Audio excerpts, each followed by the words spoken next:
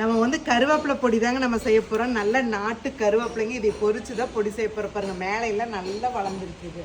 இது ஒடிச்சுட தான் நிறைய வந்துங்க கிளைகள் வரும் கருவேப்பிலையில் பாருங்க. நல்லா செழிப்பாக இருக்குது. இப்போ பொரிக்க போகிறேன்.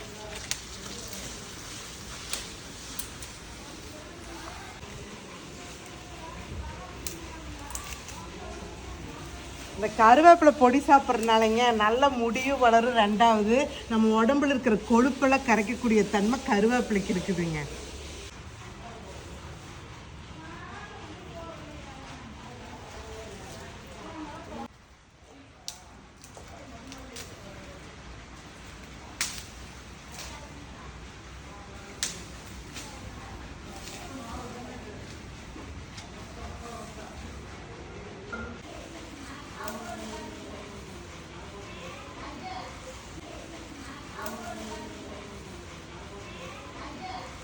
பாருங்க, இந்த ஃப்ரெஷ்ஷான கருவேப்பிலையை அப்படியே தோட்டத்திலே கழுவிக்கலாங்க. கழுவி அப்படியே நெகிழில் காய வச்சு எடுத்துக்கலாங்க.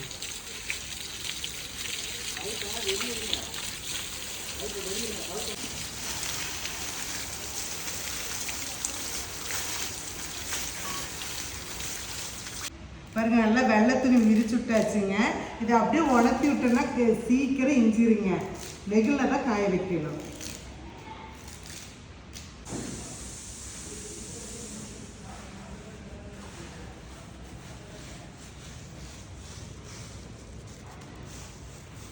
நல்லா உணர்த்தி காய வச்ச கருவேப்பிலைங்க. கருப்பு எள்ளு கடுகு ஒவ்வொரு ஸ்பூனு. நல்லா பொரிஞ்செடுத்து தனியாக எடுத்துக்கலாம். இந்த எள்ளு கடுகு வறுத்து வச்சோம் இல்லைங்க, இது அப்படியே வச்சுக்கணும், அரைக்கக்கூடாது. இது அரைச்ச பொடியோட இது மேலால் கலந்து சாப்பிட்றப்போ டேஸ்ட்டு நல்லா இருக்கும். கருப்புளுந்து 1/4 கிலோ.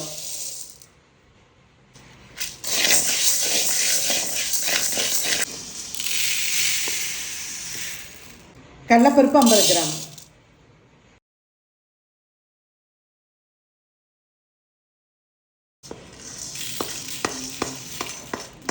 கருப்பெள்ளு 4 ஸ்பூன்.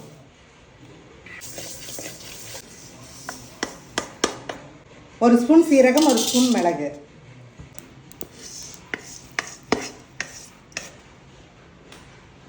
அளவான கல்லுப்பு.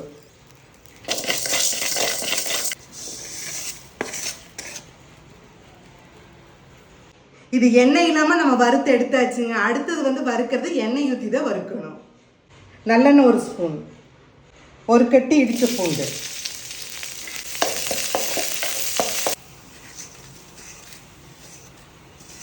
முப்பது வரமிளகா.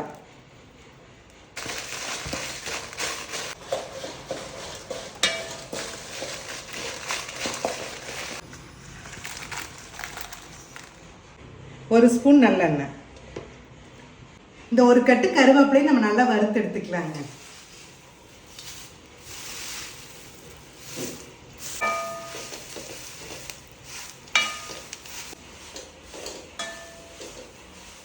பெருங்காயத்தூள் 2 ஸ்பூனு. அதையும் சேர்த்து நல்லா நைஸாக அரைச்சி எடுத்துக்கலாம். சுவையான கருவேப்பிலை பொடி ரெடிங்க. நல்ல எள்ளையும் கடுகையும் வறுத்து வச்சு அதை அப்படியே மேலால் போட்டுக்கலாங்க. இந்த கருவேப்பிலை பொடி நம்ம சாதத்துக்கு போட்டுக்கலாங்க. இட்லி தோசை எல்லாத்துக்கும் நல்லெண்ணெய் விட்டு பிணைஞ்சு சாப்பிட்டா முடி நல்லா வளருங்க. உடம்புக்கு ரொம்ப நல்லது.